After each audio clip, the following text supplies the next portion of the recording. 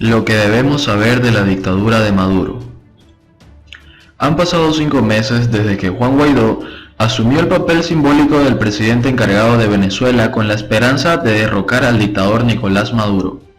Pese a que más de 50 países reconocieron a Guaidó como el presidente legítimo de Venezuela, a las sanciones de Estados Unidos al petróleo, a las manifestaciones ciudadanas masivas y a la peor crisis económica de la historia moderna, Maduro continúa en el poder. La resistencia del vapuleado gobierno de Maduro ha desconcertado a la comunidad internacional, a académicos, analistas y periodistas de todo el mundo. Llamémoslo una falta de imaginación negativa, la capacidad de concebir y prepararse para los peores escenarios posibles, la incapacidad de comprender la resiliencia de un régimen autoritario demuestra lo políticamente ingenuos que se han vuelto los miembros de las democracias liberales. La libertad y la riqueza nos confieren fortaleza, pero esto también se puede convertir en una debilidad. Ahora estamos menos preparados para lo impensable y nos tomaron por sorpresa eventos como los ataques terroristas del 11 de septiembre, el ascenso de Donald Trump al poder y la votación a favor del Brexit en el Reino Unido. Cuando en las reuniones con los encargados de elaborar políticas en Washington o con los financieros en Nueva York se plantea la posibilidad de que Maduro pueda desafiar las expectativas y aferrarse al poder durante mucho más tiempo. Casi siempre provoca enfado o escepticismo, lo sé por experiencia. En mi trabajo con Control Risks, una consultoría global de gestión de riesgos, hemos alertado desde hace 3 años y medio de que Maduro y su movimiento político chavista podrían aferrarse al poder durante más tiempo del que la mayoría de la gente se imagina. Los amigos de Maduro en Cuba, China, Rusia y Turquía le han ayudado a permanecer en el cargo. En Occidente se han subestimado de manera constante su determinación y su falta de escrúpulos. Cuando explico esto a clientes incrédulos, por lo general las respuestas que recibo son silencios incómodos o una avalancha de contraargumentos furiosos. Una vez un periodista se preguntó, medio en tono de broma, si mi opinión profesional se debía a que era un chavista de closet. En las democracias con instituciones que funcionan correctamente y sociedades civiles sólidas, una realidad que no encaja en esos parámetros se vuelve inconcebible. Asumimos que los dictadores cortos de efectivo caerán pronto, porque ya no pueden comprar la lealtad de las personas.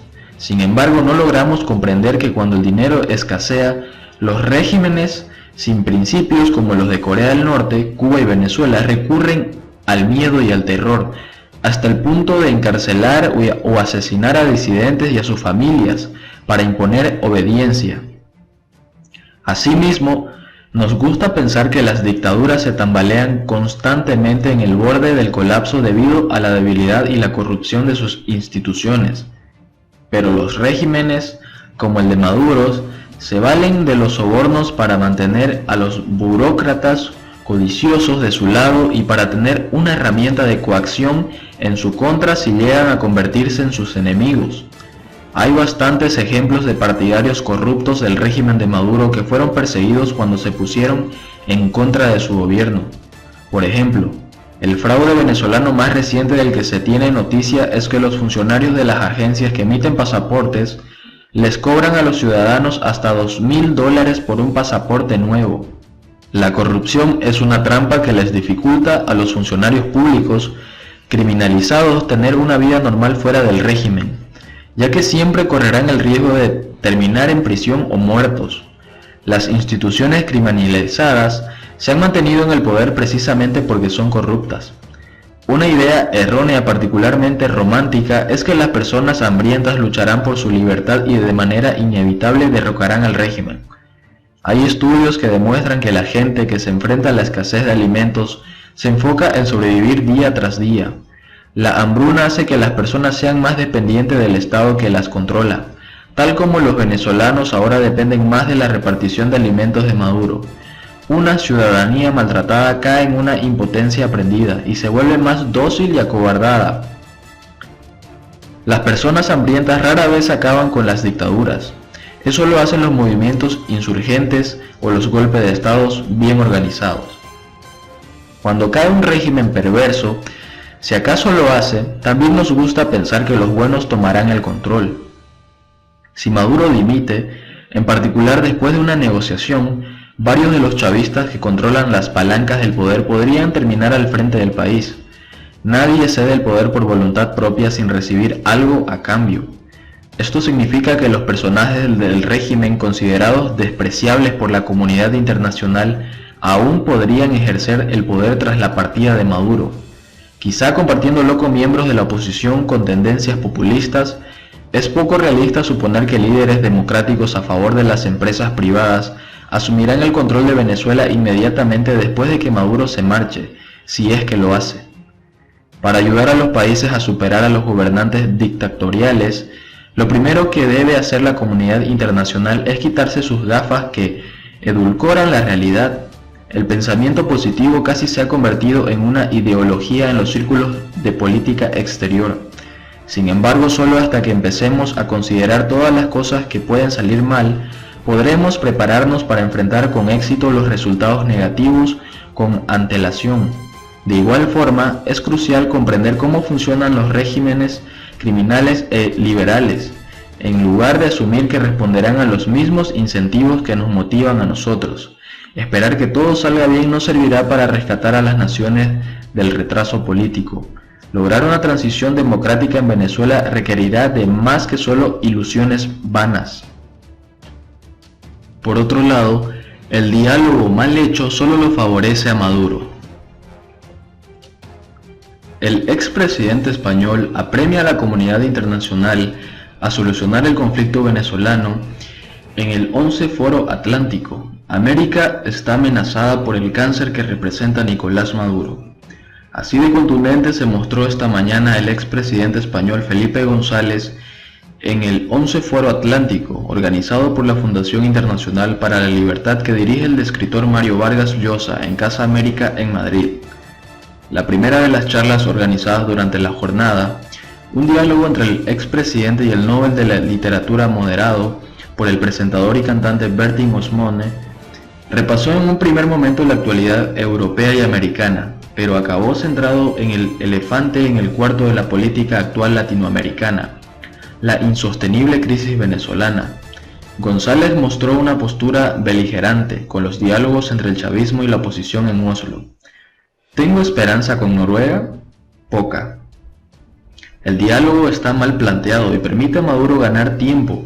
Hoy la descomposición del gobierno de Maduro es mucho mayor que en 2016, cuando se produjeron los diálogos entre gobierno y oposición en Santo Domingo.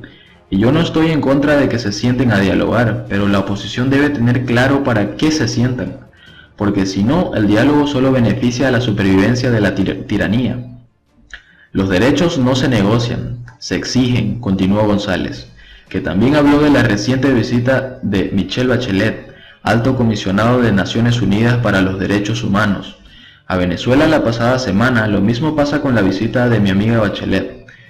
Antes de que llegue a Caracas sueltan presos políticos, que es algo que han aprendido muy bien de Fidel Castro. Gracias por soltar a Gibel Caro. ¿Gracias de qué? Nunca debió estar preso, por eso se puede sentar a dialogar, pero jamás entrar en el mercadeo de la carne. Terció. En el primer día de sentarse se dice, oiga, no establecemos cuántos presos salen a la calle, es que no puede haber ninguno. González explicó su postura de forma clara. Venezuela necesita un gobierno de transición de 9 o 10 meses que en ningún caso puede contar con la presencia de Nicolás Maduro. Y apremió con las fechas, no se puede perder el tiempo negociando a cachitos si Leopoldo López puede salir de la embajada española o si se liberan presos. Mueren niños en los hospitales, hay un éxodo masivo. Los 4 millones de exiliados y la cifra de las crisis venezolanas fueron también esgrimidas en el acto, en el que tanto Vargas Llosa como González pidieron a la Unión Europea llegar a un acuerdo con el Grupo de Lima y alcanzar una solución latinoamericana. Hay esperanzas de que Venezuela vuelva a disfrutar de una democracia y comience la dificilísima reconstrucción, aportó Mario Vargas Llosa, que elogió sin fisuras la figura de Juan Guaidó, presidente de la Asamblea Nacional Venezolana y jefe del gobierno reconocido por medio centenar de países. La mujer de Guaidó, cuya presencia estaba anunciada para otra de las charlas, no pudo asistir a Madrid por problemas de última hora con su pasaporte al salir de Venezuela.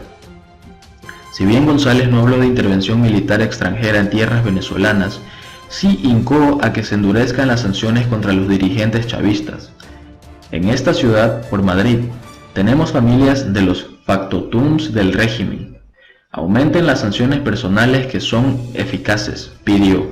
Los militares no quieren a Maduro, no se fían de las condiciones de transición de la oposición. Acuérdense de las 17 horas que el día 30 estuvo Maduro sin aparecer. Estamos al final del régimen, razonó González. Hay que actuar inteligentemente para acabar ya.